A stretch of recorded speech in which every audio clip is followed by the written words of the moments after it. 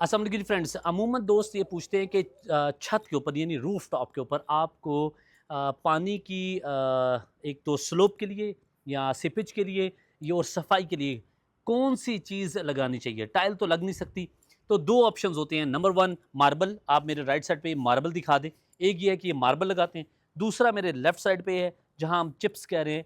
ये देख रहे हैं आप, चिप्स विद पार्टीशन। दो ऑप्शंस है।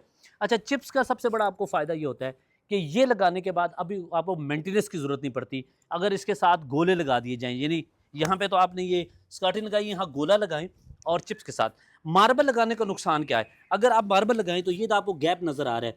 हीट की वजह से ये स्पेस यानी बॉन्ड जो है वो जगह छोड़ देता है और कुछ अरसे बाद आपका जो मार्बल है वो आप समझो उखड़ जाता है और पानी के लिए जो है वो रुकावट बनता है और पानी आपके छत तक जाता है और वो जो चीज़ आप करना चाहते हैं वो पॉसिबल नहीं होती। So better option is chips.